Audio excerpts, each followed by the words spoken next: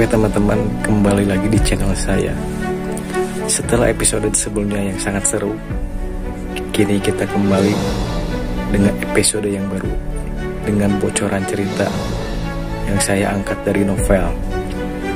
Dan jangan lupa subscribe dulu bagi kalian yang suka. Dan sekarang saya mau menceritakan bocorannya kembali. Dan jangan lupa untuk subscribe, klik loncengnya, dan jangan lupa like. Selamat menikmati. Gasku. Setelah memulihkan energi spiritualnya, Hao Yue bergegas keluar bersama Lin Xin.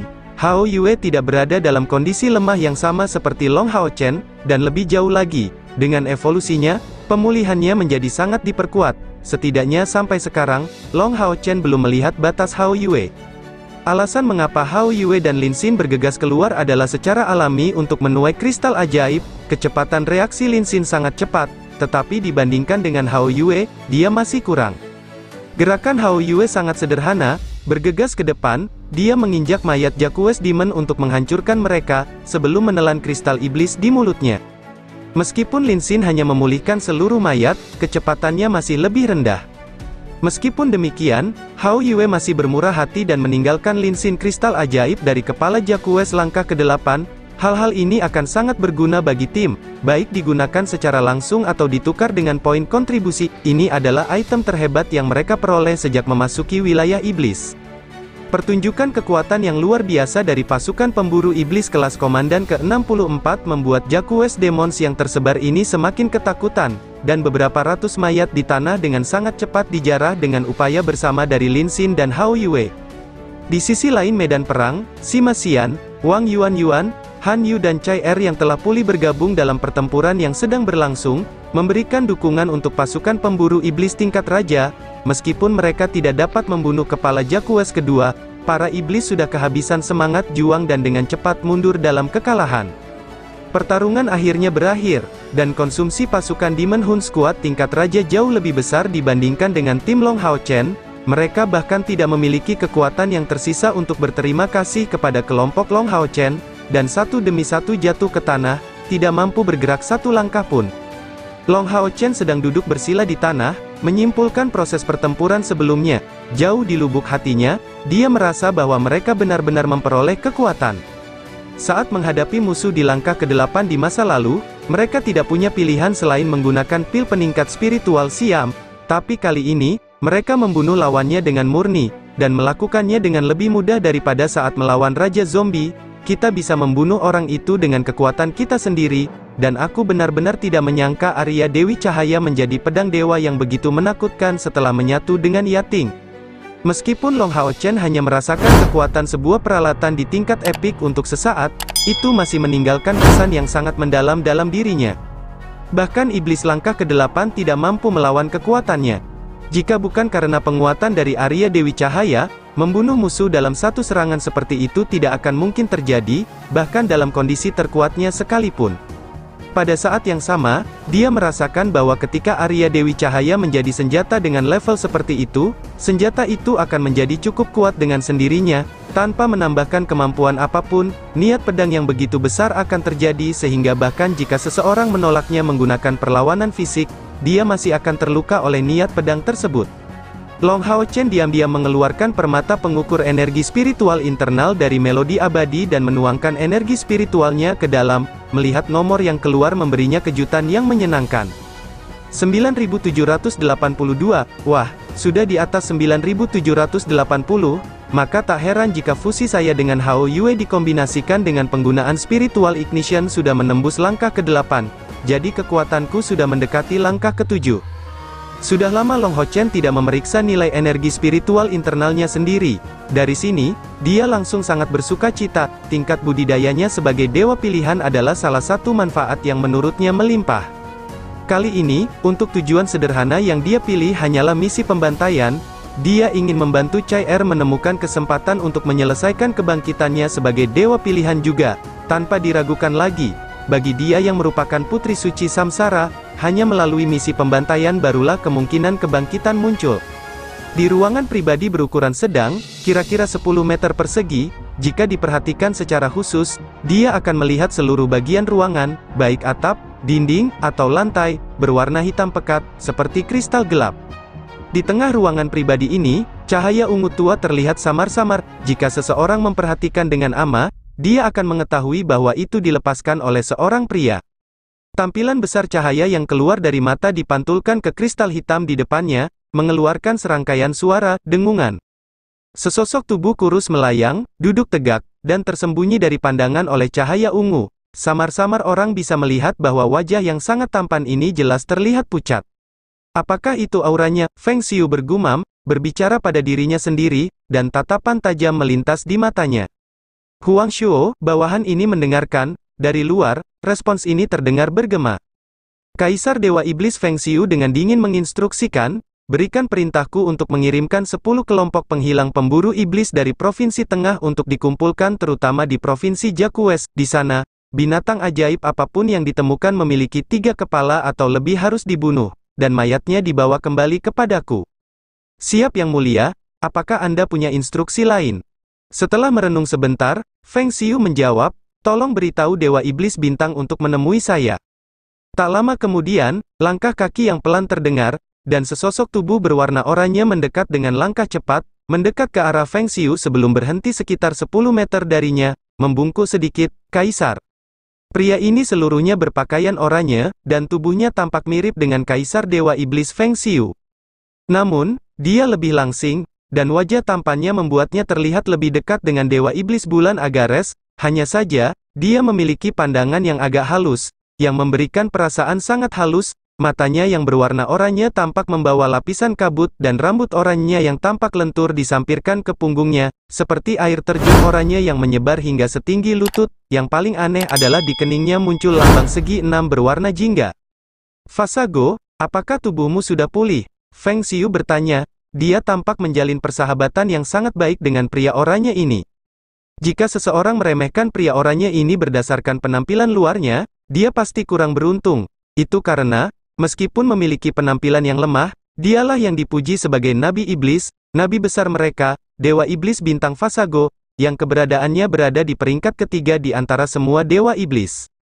Dari sudut pandang manusia, Dewa Iblis Bintang Fasago dipandang sebagai penyihir iblis teratas, merupakan jenis Dewa Iblis langka yang murni berfokus pada sihir di antara 72 Dewa Iblis, dan tidak ada ruang untuk meragukan kekuatannya. Dalam beberapa hal, posisinya di antara para iblis membuatnya lebih penting daripada Dewa Iblis Bulan Agares. Teknik ramalan hebatnya bahkan akan membuat Kaisar Dewa Iblis berhati-hati terhadapnya. Tapi Dewa Iblis Bintang Fasago sangat jarang muncul di medan perang. Dia terutama bertindak sebagai otak para iblis, atau mungkin otak Kaisar Dewa Iblis. Di antara semua iblis, hanya sedikit orang yang bisa menyebut Kaisar Dewa Iblis sebagai saudara, dan satu-satunya yang diakui Kaisar Dewa Iblis Feng Xiu sebagai adik laki-lakinya adalah Agares dan Fasaga. Kak Feng sepertinya sudah pulih hingga 80% kekuatannya. Suara Dewa Iblis Bintang Fasago masih lembut dan enak didengar. Wajah Kaisar Dewa Iblis tampak stagnan. Kamu seharusnya sudah merasakannya sebelumnya kan? Persepsi Anda tidak jauh dari persepsi saya, tetapi harusnya lebih detail lagi. Apakah itu benar-benar dia? Ekspresi Dewa Bintang Iblis tampak menjadi sangat pucat, tapi dia mengangguk tanpa ragu-ragu. Kedua mata Feng Xiu mengecil, dan tampak seperti sambaran petir ungu melintas di matanya. Dia benar-benar datang, tapi bukankah seharusnya dia tidak bisa pergi dari sana karena peraturan yang diberlakukan di ruang itu? Dewa Bintang Iblis menghela nafas ringan, menggelengkan kepalanya, dengan rambut oranye di punggungnya bergerak maju mundur seperti gelombang. Aku juga tidak mengerti dengan jelas bagaimana ini bisa terjadi, tapi aku yakin itu dalam keadaannya saat ini, dia masih jauh dari sebanding dengan saat itu. Kalau tidak, aku khawatir dia sudah lama datang mencari kita. Juga, saya yakin dia tahu bahwa kita sekarang ada di dunia ini. Menghancurkannya adalah prioritas mutlak kami. Saat itu, Kaisar Dewa Iblis menjadi ragu-ragu hanya karena mendengar kata-kata dari Dewa Bintang Iblis. Tanpa sadar mengepalkan kedua tangannya, dia bergumam keras, aku tidak mungkin meragukan ramalan yang kamu buat dengan mengorbankan umurmu sendiri. Tapi hanya saja dia sepertinya bisa menghalangi kita untuk menemukannya secara akurat, jadi kita hanya bisa secara tidak sengaja, kadang-kadang melihatnya. Dengan cara ini, bagaimana kita bisa mencarinya? Dewa Iblis Bintang menjawab dengan pandangan acuh tak acuh, meteor mirip matahari telah turun di dunia manusia, membawa sedikit warna ungu. Sinar matahari ini harusnya berhubungan dengan dewa cahaya, yang secara bertahap menyebarkan kegelapan. Saat fajar, kehadirannya berkilauan di barat laut, mendominasi dengan kecerahan warna ungu. Lalu, apakah 72 sangkar tersebut dapat menahan cahaya matahari, dan menghancurkan petunjuk ungu ini pada tahap awal, atau apakah sangkar tersebut ditakdirkan untuk jatuh melawannya? Itu tergantung pada takdir. Ini adalah ramalan yang dibuat oleh Dewa Iblis Bintang dengan mengorbankan umurnya. Dewa Iblis Bintang melanjutkan, menurut prediksiku, di antara dua orang yang akan mendatangkan malapetaka pada kita, tentu saja ada dia, tapi aku masih tidak bisa menebak identitas meteor mirip matahari itu. Sangat mungkin manusia akan muncul secara tiba-tiba, kita harus lebih memperhatikan keadaan manusia. Manusia muda yang ditemui Ahbau di surga ilusi itu sangat mencurigakan. Jika kita mendapat kesempatan, kita harus membunuhnya bagaimanapun caranya. Dan menurut prediksi saya, manusia itu sangat mungkin mempunyai hubungan kekerabatan dengannya, dan sangat dekat. Kalau sudah seperti itu, target kita sekarang jauh lebih mudah ditemukan. Mendengar kata-katanya, Kaisar Dewa Iblis terguncang. Dia, apakah itu benar-benar dia? Kaisar, apakah kamu memikirkan sesuatu? Dewa Iblis Bintang menatap Kaisar Dewa Iblis dengan terkejut. Kaisar Dewa Iblis menggelengkan kepalanya sedikit, memasang ekspresi merenung di wajahnya. Seorang gadis berpenampilan sangat lembut sedang duduk di halaman belakang rumah lelang besar aliansi, rok panjang putihnya yang sempurna tidak bisa menyembunyikan sosoknya yang bergerak. Seorang gadis yang mengenakan rok merah diam-diam datang dari belakangnya, tiba-tiba berteriak, "Apa yang kamu pikirkan, bunga kecil yang murni?" Gadis berbaju putih itu terkejut, tiba-tiba menegakkan postur tubuhnya, dia menoleh ke arah gadis berbaju merah, dan segera bergumam, "Kakak Wei Yang, kenapa kamu membuatku begitu ketakutan? Dan sudah kubilang, aku tidak ingin disebut bunga kecil yang murni, benar-benar pria yang menyebalkan." Gadis ini adalah putri muda dari rumah lelang besar aliansi, Feng Ling Er, dan orang yang membuatnya ketakutan tentu saja adalah kepala juru lelang di tempat yang sama, Ye Wei yang ramah. Ye Wei yang menjawab sambil tersenyum, "Itu benar, aku seharusnya tidak menyebutmu bunga murni kecil, melainkan cabai kecil." Bersikap kasar kepada orang itu setiap saat, seolah-olah kamu tidak akan bahagia jika tidak mengusirnya dengan makian. Dan si bodoh itu masih kembali setiap hari. Namun, segalanya menjadi lebih dekat dengan apa yang Anda inginkan sekarang. Sejak orang itu pergi, dia tidak lagi mengganggumu. Sejak Lin Xin mengenalkan Sima Xian dengan Feng Ling Er, Sima Xian menjadi sangat melekat padanya karena perasaan cintanya. Dia akan datang mengunjunginya setiap hari di rumah lelang besar aliansi jika hal itu tidak mempengaruhi budidayanya, tentu saja dengan bantuan baik dari Ye Wei yang setidaknya mengizinkannya melihat Feng Ling Er setiap saat, tapi kemudian, seperti yang Ye Wei katakan, dia akan dikutuk dan diusir setiap saat.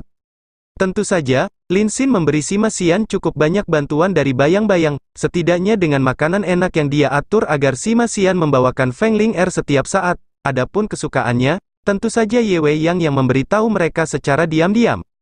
Pada malam sebelum keberangkatan mereka, Sima Xian membawakan bungkusan makanan enak sebagai oleh-oleh untuk Feng Ling Er, dan hingga saat ini Feng Ling Er masih teringat kejadian itu. Bahkan setelah beberapa hari, Feng Ling Er mengingat dengan jelas pemandangan itu. Ketika Sima Xian pergi, dia tiba-tiba menoleh ke belakang, dan meneriakkan 3 kata ini, sebelum menoleh dan lari. Dari sini, Feng Ling Er merasakan perasaan berdebar-debar di dadanya untuk pertama kali dalam hidupnya, melihat penampilannya yang sangat puas. "Hei, apa yang kamu pikirkan? Kehilangan seluruh dirimu dalam pikiranmu? Kamu tidak mungkin benar-benar jatuh cinta pada pendeta botak itu?" Ye Wei yang bertanya dengan ekspresi senang. "Siapa yang jatuh cinta padanya?" Feng Ling Er bereaksi dengan tidak senang. Ye Wei yang menunjukkan senyuman bahagia, "Benar, dia tidak cocok untuk putri kecil kita. Semua yang mengejarmu bisa diusir keluar kota oleh kami. Dia tidak lembut atau lemah lembut sedikit pun, dan tidak pandai dalam merayu. Ide untuk membawakanmu makanan enak setiap hari adalah milikku. Benar, dia membawakanmu ikan kering itu sebelum pergi kan? Jika kamu tidak memakannya, berikan padaku, hehe."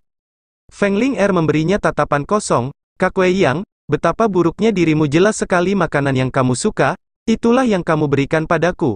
Mungkinkah tidak ada orang yang mau membelikan ini untukmu?" Ye Wei yang tiba-tiba menghela nafas pelan. "Bukankah kamu orang yang aneh? Menurutmu mengapa aku membiarkan pendeta botak itu mendekatimu? Di masa lalu, saya telah membantu Mi mengusir semua binatang jahat ini. Feng Ling'er tanpa sadar mengangguk penuh perhatian. Ye Wei yang melanjutkan, itu karena saya sangat tertarik dengan kapten mereka, dan sangat ingin bertemu dengannya dan mengenalnya lebih baik. Itu sebabnya aku mencoba menghubungi orang-orang di sisinya, dan belajar lebih banyak tentang dia. Sebagai orang yang mewarisi pedang suci dari kakek buyut, aku sangat ingin tahu orang seperti apa dia. Namun, baik Lin Xin atau pendeta botak itu tidak mau bicara banyak. Yang mereka katakan hanyalah ksatria mereka tetap dalam pelatihan terpencil selama ini, dan rencanaku tidak pernah berhasil. Ling'er, kakak perempuanmu telah memanfaatkanmu, apakah kamu akan menyalahkanku untuk itu? Namun, Lin Xin dan Sima Xian bukanlah orang jahat, setidaknya mereka akan menjadi teman baik. Feng Ling'er bertanya, tidak bisakah kamu menemuinya secara langsung saat dia keluar dari pengasingan? Mengapa kamu menyeretku ke dalam semua ini? Kata-kata ini menimbulkan kemarahan, dengan sedikit kebencian. Ye Wei yang menunjukkan senyuman pahit. Itu karena aku kehilangan kepercayaan diri. Saya masih ingat dengan jelas kejadian hari itu, bahwa mata seorang pria bisa seterang itu. Kamu tidak mungkin tertarik padanya, Feng Ling'er bertanya dengan khawatir. Ye Wei yang mengangguk tanpa menyembunyikan apapun, ya, namun, saya khawatir saya tidak memiliki kesempatan sedikit pun. Lin Xin memberitahuku bahwa dia sudah memiliki teman wanita yang sangat dekat, dan itu adalah wakil kapten mereka. Feng Ling'er bereaksi dengan kata-kata, jadi, mereka belum menikahkan. Dengan banyaknya tipu muslihat Kak Ye Wei Yang, tidak bisakah kau merebutnya? Ye Wei Yang menggelengkan kepalanya, itu tidak mungkin. Saya memiliki perasaan yang sangat kuat bahwa saya tidak akan pernah bisa memanipulasi pria ini. Dan bukan cinta yang aku rasakan padanya, tapi ketertarikan, atau lebih tepatnya rasa ingin tahu. Setelah sekian lama berlalu, kamu seharusnya menyadari bahwa Lin Xin dan Sima Xian sangat luar biasa, di generasi muda kuil aliansi, mereka semua termasuk elit. Saya tidak terlalu mengenal Sima Xian, tapi saya sudah mengenal Lin Xin sejak lama. Kakeknya adalah kepala pembantu kuil penyihir, dan dia adalah alkemis paling terkemuka di generasi muda. Dia sekarang adalah pemburu iblis, dan saya sudah memeriksa budidayanya. Dia sebenarnya sudah berada di langkah ke-6. Saya tidak tahu apakah kamu menyadari hal ini, tetapi setiap kali Kapten Long disebutkan, ekspresi mereka berubah dan menunjukkan rasa hormat yang dalam.